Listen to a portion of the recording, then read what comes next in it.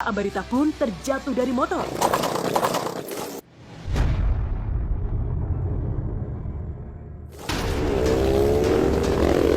Tak tinggal diam, anggota Raimas Backbone lainnya langsung mengejar pengendara motor. Sempat terjadi kejar-kejaran, Bribda Ben Sitepu berhasil menghentikan kedua pengendara motor. Modus ini modus. Dia lagi liatin. Dia lagi liatin mau apa yang mau dicuri. Diam kok, diam. Diam. Aduh. Siapa bang? Diam. Iya, Pak. Aduh. Iya, Pak. Saya tinggal. Kampung 2, Pak. Kampung 2, Pak. Kampung 2 Iya, Cikunir. Cikunir. Iya, Pak. Sampai saya jatuh. Iya, Terus Pak. kenapa enggak mau Saya berhenti? takut, Pak. Takut kenapa? Saya trauma lagi kemarin, Pak. Takut kan baju polisi ini. Iya, Pak. Tapi saya takut aja. Baju polisi ini kan? Iya, Pak. Kan baju polisi. Iya, Pak. Kalau saya jatuh biasa Iya. itu. Aduh, Pak. Saya baik hari tadi. Saya takut aja. Iya, Pak. Berapa? Periksa semuanya, John. Ada sesuatu ini. Aduh, Pak. Kau duduk. Iya, Pak. Duduk. Modus pakai helm ojol, ada sesuatu tentang mereka ini. Makanya dia udah lihat polisi, kan saya bikin, itu tandanya polisi.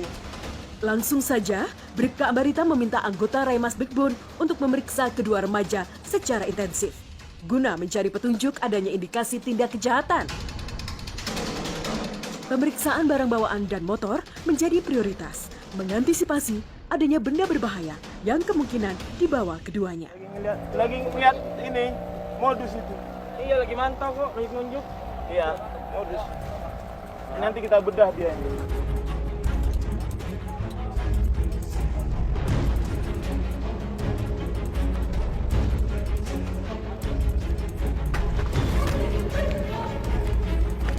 Periksa dulu handphonenya, rumahnya di mana. Yang bawa motor tadi ini kan? Kapan lari tadi nggak mau saya berhentiin kan? Iya kan? Kenapa? Lari saya berhentiin nggak mau, baik-baik saya berhentiin kan? Tadi Diam. ngomong. Saya mau ini dulu. Matiin mobilnya, Jan. Mobilnya matiin. Woi, mobilnya matiin.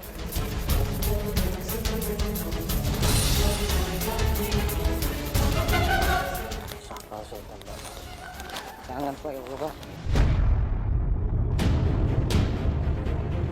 Pemeriksaan terpisah dilakukan untuk mengkonfrontir keterangan dari masing-masing remaja. Iya, Pak, dengar, Pak. Saya udah tanya dia. Iya, Pak. Duduk. Kalau beda nanti ceritamu sama dia, nanti habis kan. Dari awal. Iya, Pak. Dari awal saya keluar kan. Suruh sama dia. Apa disuruh? Disuruh jokin dia, Pak. Jokin. Iya. Terus? Saya lagi di warnet. Saya bilang, enggak, saya nggak mau. Soalnya masih soalnya udah narik aja yuk. Saya nggak mau narik. Tarain nariknya. Udah nggak ada aja kita. Dia bilang gitu kan. Saya cari dulu dan sawit yang ngomong gitu kan sama saya. Terus itu saya bilang, Pak udah nggak enak. Saya bilang gitu, Pak. Apa? Kira saya udah nggak enak. Inilah firasat itu kan? Iya, Pak. Nah, terus? Terus habis itu dia bilang, udah kalau kenapa udah gue yang gituin der. Kata gitu ngomong. Apa? Gitu. Saya yang nebus ini ngomong. Apa? Dia yang nembus. Apa? Dia yang nebus. Nebus. Iya, kalau ketangkap terus bilang bener saya kan, bener saya bener ketangkap gitu. Apa kata dia pas ngajak tadi? Apa dibilang? Dia bilang katanya mau nyari gambaran dia. Gambaran apa? Katanya sih kayak model-model apa spion gitu, Pak. Spion. Iya. Terus? Udah saya tanya tahu itu doang, dia ngomong Nah, gitu. akhirnya? Ya akhirnya tangkap begini. Udah. Yang hari Sabtu mana? Apa? Dari Sabtu mana? Dia yang tahu, Pak, daerahnya, Pak. Dari Sabtu. Daerah mana? Iya, Pak. Hari Sabtu. Udah. Nanti kau ya.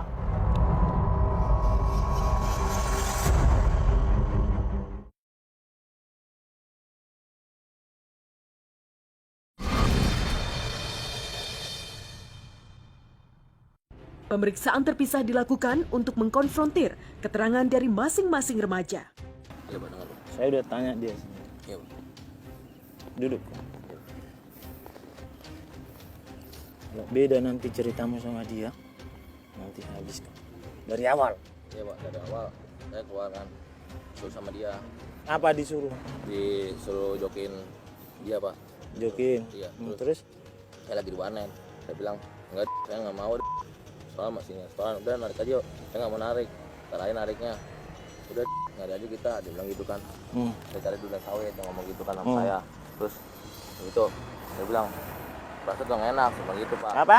Kira saya udah nggak enak. Inilah firasat itu kan? Iya, Pak. Nah, terus? Terus habis itu dia bilang udah kalau kenapa udah gua yang gituin der, ada gitu ngomong. Apa? Gitu. Saya yang nebus gini ngomong. Apa? Dia yang nembus.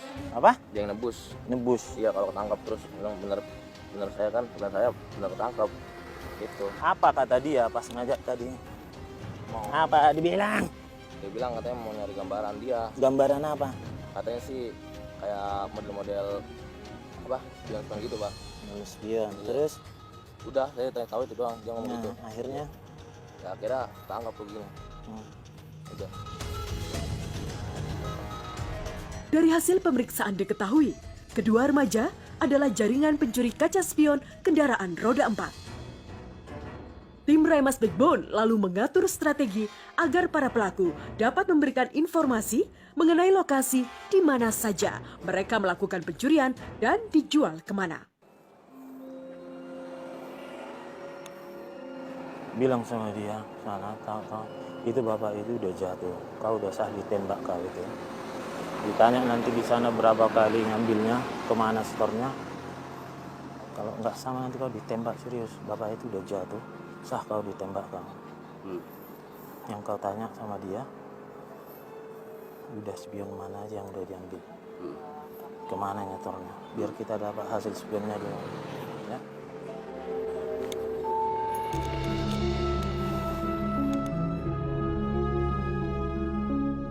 Duduk. Duduk. Duduk. Duduk. Lurusin kakinya. Lurusin. Lurusin. Diam.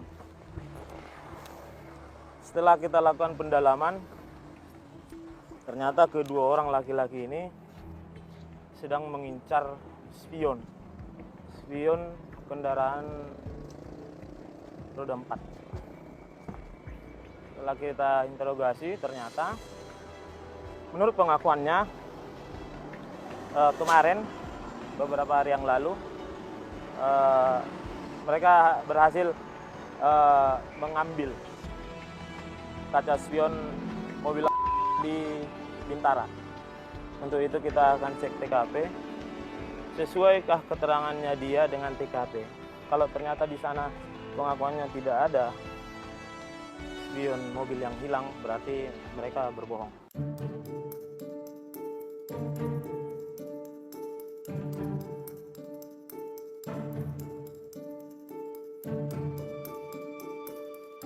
Yang jadi modus mereka ini adalah mempergunakan atribut ojol supaya ronda, satpam, dan masyarakat yang masih melek pada subuh itu tidak curiga.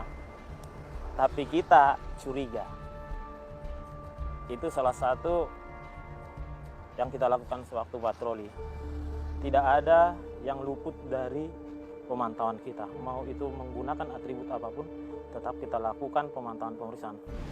Setelah menemukan titik terang dari kedua pencuri spion, Raymas Backbone lalu memastikan ke TKP.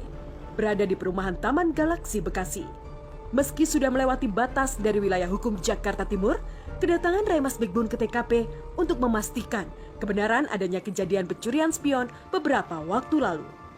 Jadi kita akan cocokkan keterangannya dengan yang TKP. Apakah benar ada kehilangan atau spionnya diambil. Selamat pagi Ibu. Ibu, salaman dulu. Saya Bribka Ambarita, polisi dari Polres Jakarta Timur. Apa benar pernah di sini spionnya hilang? Hari apa? Hari apa? 2 bulan. bikin laporan polisi kan? Soalnya kami nangkap pelakunya. Bapaknya kemana? Yang di rumah siapa? Perempuan. Yang bawa mobil ini siapa? Yang perempuan. Bisa dibangun? Iya. Ya udah.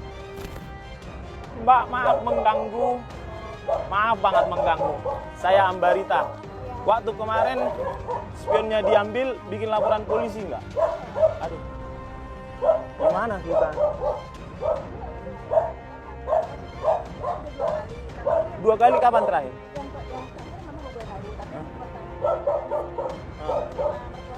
Jadi kebetulan kita nangkap orang di Jakarta Timur.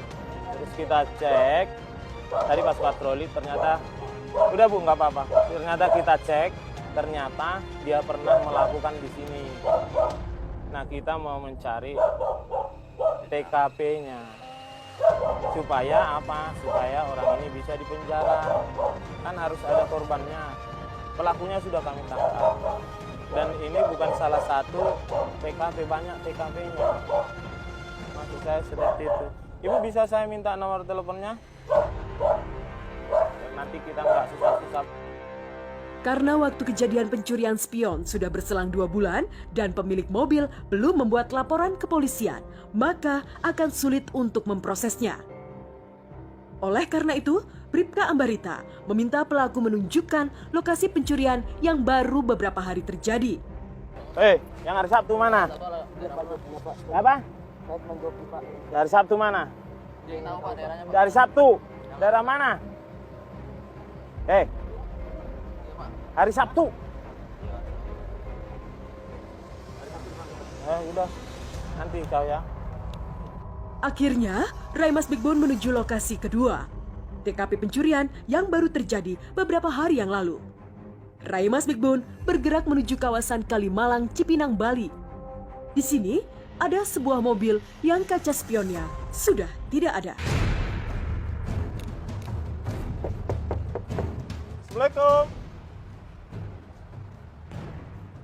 Assalamualaikum.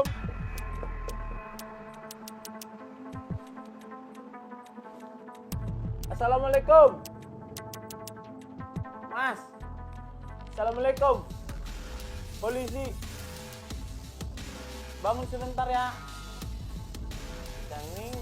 Selamat pagi. Bangun dulu.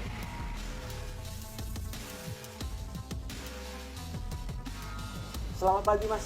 Kita mau membuat satu masalah jadi terang. Ini kapan hilangnya? Spion. Hah? Malam Senin apa malam Sabtu? Kami tangkap pelaku. Terus apa lagi yang hilang? Udah 2 kali. Ini. Ini satu yang ini udah lain. Yang mana? Ini tapi udah diganti. Yang mana itu? Yang hari malam Senin yang mana aja? Ini satu. Ini satu. Ini juga cuma penempatan doang, Pak. Ini punya siapa? Punya Awil. Awil itu siapa? Yang punya perusahaan. Bikin laporan polisi. Bisa ditelepon nggak? Soalnya gini, kami tangkap pelakunya supaya orangnya dipenjara. Kalau nanti Mas ini nggak ada korban di sini, nggak ada pelaporan ke polisian, nanti orangnya nggak bisa dipenjara. Itu kalau tangkap orang. Iya makanya coba dihubungi dulu yang berkompeten atas mobil-mobil yang hilang itu sekarang ya, supaya kita penjarakan orang itu. Oke. Ceritakan yang terjadi. Jadi teranglah suatu masalah. Tadi kita sudah jauh-jauh ke Taman Galaksi, puluhan kilometer. Ternyata itu kejadian yang itu 2 bulan yang lalu atas kesaksian yang korban yang punya mobil, dan mereka tidak membuat laporan polisi. Ternyata setelah kita interogasi lagi, ada di wilayah Jakarta Timur yang sudah dicuri spionnya malam Senin. Untuk itu nanti kita koordinasi sama pemilik mobil atau korban hati supaya dibuatkan laporan polisi. Kenapa? Supaya pelakunya bisa dipidanakan. Setelah korban pencurian datang, Bribka Ambarita langsung menjelaskan duduk perkaranya. Di lokasi ini, ternyata tak hanya satu kejadian pencurian, tetapi ada 2 kejadian sekaligus. Kan Bapak belum bikin laporan polisi, toh? Oh belum. Kalau spion itu berapa harganya? Ya kalau mobil ini paling berapa? Sekitar 2 juta masuk. Maksud saya gini Pak, ini saya kasih tahu nih sama Pak. Yang punya showroom di sana juga udah saya kasih tahu Pak Anto. Kalau Bapak tidak membuat laporan polisi, orang ini nggak bisa kita penjarakan. Polisi itu kan pelayan masyarakat. Kalau kami bukan pelayan, nggak datang kami ke sini capek-capek sampai ke Bekasi kami cari ke Galaksi. Majikannya itu kan masyarakat. Kami dapat banyak laporan di Instagram kami itu, Pak, ini ada maling spion begini-begini. Nah, pada saat tiba saatnya seperti ini, seharusnya korban itu membuat laporan polisi. Apalagi harganya itu kan 2 juta kurang sedikit kan. Itu makanya pelakunya itu juga. Saat Bribka Ambarita menjelaskan duduk perkara kepada korban berinisial AD, tiba-tiba datang korban pencurian lainnya berinisial AN. Itu Pak Anton, silakan dulu Pak Anton, biar saya jelasin ulang lagi sama Pak Anton. Tadi udah saya jelasin sama Pak Adi ini. Suatu tindak pidana itu dikatakan dia tindak pidana itu harus ada korbannya.